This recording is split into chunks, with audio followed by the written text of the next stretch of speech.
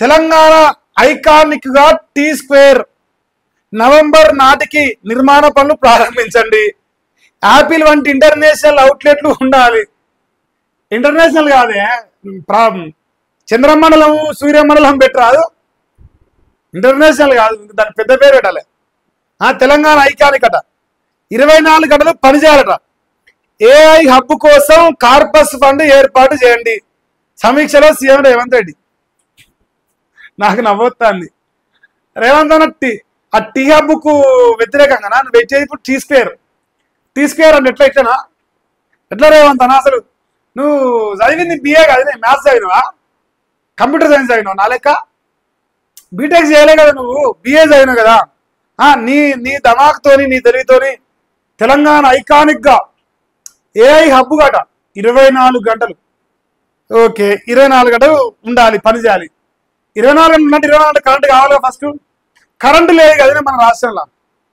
Current లేనప్పుడు అది 24 గంటలు పని చేయాలంటే ఎట్లా పని చేస్తుంది? చేయదు కదా. ఉన్న కంపెనీలే ఇప్పుడు ఆగమైపోతున్నాయి, ఉన్నోలే సంకనాకిపోతున్నారు. ఆ ఏఐ హబ్గా ఏర్పాటెత్తావు నువ్వా? ఒక పని చేయి, మందినట్ట ముంచాలి అని ఒకటి పెట్టు. దాంట్లో దేశానికి ఐకానిక్ కావచ్చు అవుతాం. దీంట్లో అయితే కష్టం, దాంట్లో ట్రై చేసాం అనుకో ఈజీగా అవుతావు. దేశం ఏంది, ప్రపంచానికి ఐకానిక్ అవుతాం. దానికి మీద ఇట్లా ఈ 6 గ్యారెంటీస్ లోగో పెట్టి మందిని ముంచడం ఎట్లా అని ఒక యూనివర్సిటీ పెట్టు. సూపర్ సెట్ అవుతుంది. దాంట్లో ఫస్ట్ ర్యాంకు నీకు వస్తుంది, సెకండ్ ర్యాంకు కాంగ్రెస్ పార్టీ నాయకులకు వస్తుంది. సీఎం రేవంత్ రెడ్డి గారు సమీక్ష పెట్టిండు. టీ స్క్వేర్ అట మరి మీరేమన్నా నవంబర్ నాటికి నిర్మాణ పనులు అంటే ప్రారంభించట పోయి చదువుకోరి.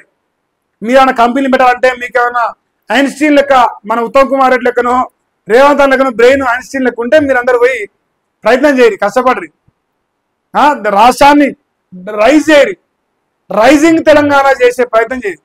దయచేసి నా రిక్వెస్ట్. ఇంకా అదొక వార్త వేసిండ మొత్తం కష్టపడు బానియాల. ఇంకా ఈయన అయిపోయింది. ఈయన ఎమ్మటే చెప్తున్నాను. జూబిలీస్ లో కాంగ్రెస్ బలం ఎంత? హైడ్రా కూల్చివేతల ఎఫెక్ట్ ఉప ఎన్నికపై ఉంటుందా? బీసీ కోటాపై స్టే ఎవరి పాపం? స్థానిక ఎన్నికలు ఎప్పుడు? మంత్రుల వివాదంతో మీకే సంబంధం? చెన్నూరులో ఇసుక దందా ఆగిందా? గనులు కార్మిక శాఖ మంత్రి వివేక్ వెంకటస్వామి ఇంటర్వ్యూ అంట ఇవాళ రాత్రి 8 గంటలకు. 8 అవుతుంది, షురు అయింది. ఈ మునగాడట, ఈ మునగాడు ఏం పొజిషన్ చెప్తాడట, మనందరినీ చెవులలో క్యాలిఫ్లవర్ పెడతానికి పెడతాడట. ఓ పేపర్ ఉంది, ఓ ఛానల్ ఉంది, ఇంకా ఏదైనా మాట్లాడతాడు. ఇప్పుడు నా దగ్గర పనిచేసే జీతగాడు నాకు మించి క్వశ్చన్ అడగగలుగుతాడు? అడగలేడు కదా.